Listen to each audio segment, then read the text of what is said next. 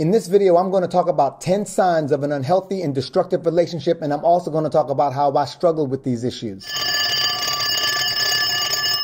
The psychological effects of a destructive and unhealthy relationship are immeasurable, but many of us, including myself, were raised in unhealthy, destructive, and sometimes even abusive environments. And due to that conditioning, we don't often identify these 10 traits that I'm about to list off as unhealthy in our adult lives. My goal with this video was to help you identify unhealthy traits within your own relationships so that you can better assess what changes need to be made to improve that relationship. And by the way, my name is Romany Malco. I am the founder of the PEP, the People's Empowerment Platform, and you are watching another episode of Advice from a Jackass. I've made all the mistakes for you, and this channel allows me to share insights gained from those mistakes in hopes that it might make your life a little better. We cover everything from entrepreneurship to aren't you gonna get out and do some shit, and everything in between. You know what I mean? All right, stop fronting, hit the subscribe button, and please stick around to the end of the video because I'm going to share which traits I personally struggle with and what I've learned going to couples therapy. So here are 10 things that can help you see the signs of a destructive and unhealthy relationship. Number 1, you don't feel safe enough to open up. Dr. Holly Parker at Harvard University explains that self-exposure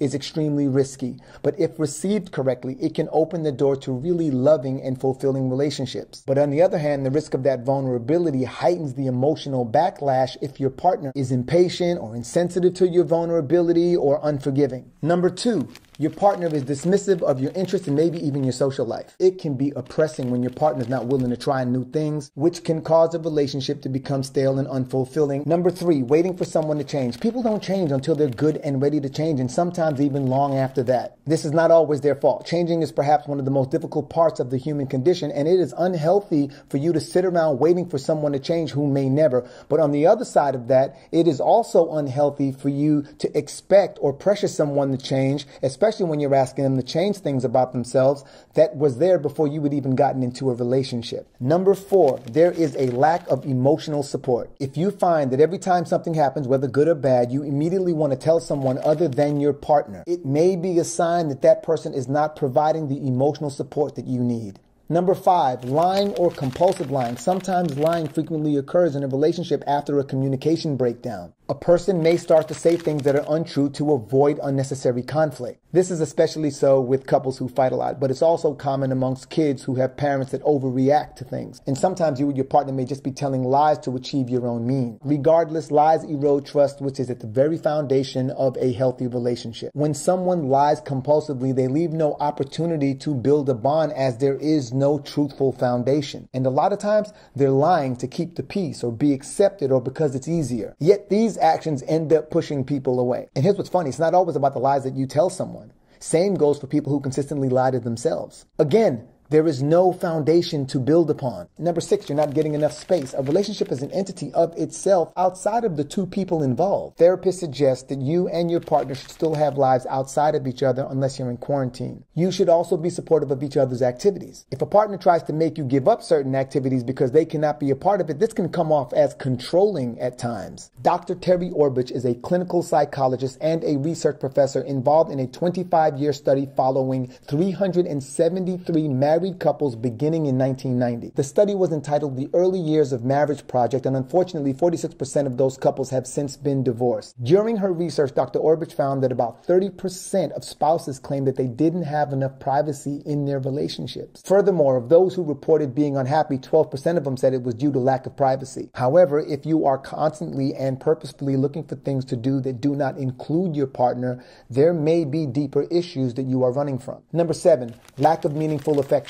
The affection that you are expressing may have been meaningful to someone in your previous relationship, but may hold no value in your current relationship. We often get caught up in this transferring of habits as we move from relationship to relationship. I've been with the same woman for 5 years. We are raising 2 children together, and honestly, we are just getting around to understanding one another's true needs. Partly because we weren't clear on what they were, but also probably due to a self-esteem issue, a lack of communication in the relationship, fear of self-exposure, or just an overall lack of emotional support within the relationship. If a person isn't feeling heard by their partner or is feeling judged by their partner, they may not be comfortable opening up and expressing their needs in relation to affection. In the book, The 5 Love Languages by Dr. Gary Chapman, he outlines the 5 ways to express and experience love between romantic partners. This includes words of affirmation, quality time, physical touch, gifts, and acts of service. This is a major and common source of misunderstanding in relationships that can lead to unhealthy frustration with a partner. For instance, you may be working overtime to buy her a really expensive birthday gift,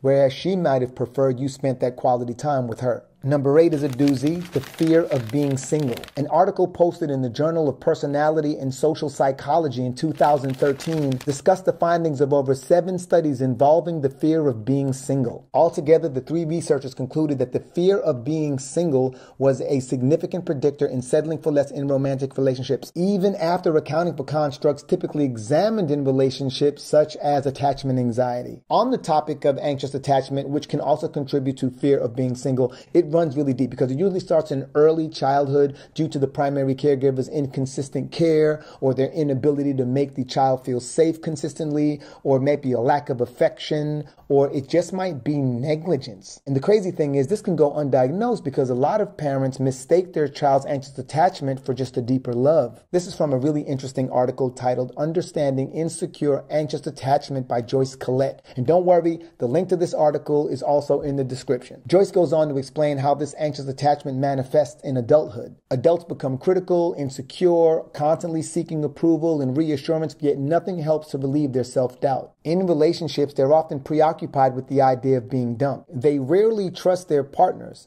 and often tend to be clingy, overdependent, and usually assume the role of the pursuer. Again, this is often a byproduct of their primary caregiver's inconsistency. When I read this article, I saw a lot of myself in there. Oh, by the way, if you haven't already, now would be a great time to subscribe to the channel, hit the notification bell, click the like button, and if you really want to splurge, go ahead and share the video. Thank you in advance. Number 9, codependency. Relationship experts Linda and Charlie Bloom define codependency as a stage where we lose ourselves in another person. Codependency is clinically defined as excessive emotional or psychological reliance on a partner, typically one who requires support on account of an illness or addiction. That would be a whole different video, but feeling responsible for solving other people's problems before your own, taking everything personally, feeling underappreciated, being extremely manipulative, using guilt and shame to control people, constantly lying to oneself to justify the partner's bullshit, that's most likely codependence. So the next time you're trying to figure out why someone stays with a verbally or physically abusive partner, puts everyone's needs before their own, yet is horrible at asking for help, that's codependency. It's common in some of the places I grew up. I knew women who equated being physically abused by their partners to a deeper love. In fact, that's a perfect example of the conditioning I was speaking about at the beginning of the video, which is the perfect segue into number 10. The relationship is borderline abusive or flat out abusive.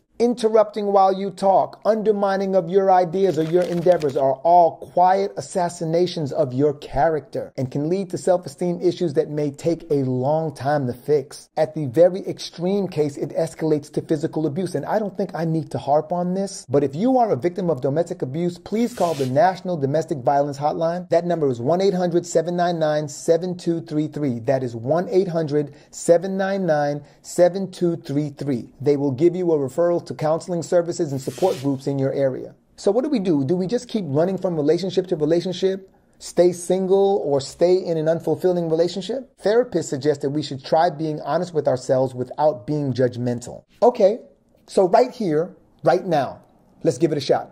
If I am completely being honest with myself, which of these am I guilty of? In fact, which of these are you guilty of? Will you please jump into the comments and let me know if you identify with any of these in relation to your own relationship. I'm guilty of number 1, not feeling safe enough to open up. In fact, I've been on both sides of this. Sharing my vulnerability with someone or them sharing their vulnerability with me and not being responsible enough to identify it as an open opportunity to build a stronger and deeper bond. Instead, we would just respond with hostility or indifference or just undermine one another's feelings altogether. And that ends up causing some people to close up emotionally. I've seen people clam up for good after stuff like that. I'm also guilty of number 3, waiting for your partner to change or expecting your partner to change.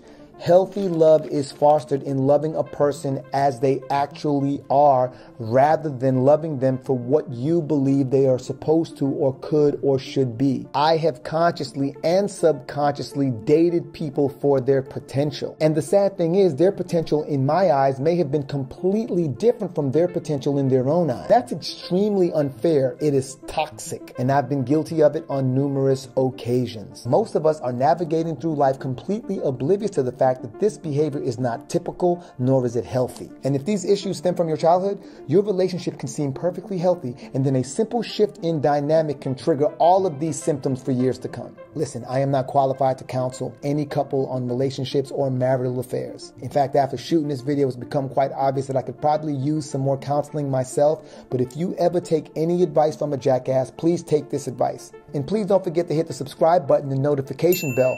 Like the video if you're finding value in it, and please share this with someone you believe could use this information. About that advice from a jackass, one of the most beneficial things I ever did for my self-esteem was date and befriend people who had healthier relationships with their parents, with their peers, and with their pursuits, and didn't suffer from the insecurity issues that I did. They were great role models and set examples that I took heed to and really tried to apply to my life. I could really see the difference between their level of calm and confidence versus mine, and I wanted that. I say seek professional help. Couples therapy and individual therapy can help provide you with a credible outside objective in a safe space. It has given me insight to things that I was blind to due to my conditioning. The road to a healthy love is about addressing our trauma, figuring out how to let go of some things that we may have done or that may have happened to us in our past, assessing our environment and moving towards the things that help us heal, grow, and experience our authentic selves. My name is Romany Malco. I am the founder of The PEP, and this concludes another episode of Advice from a Jackass.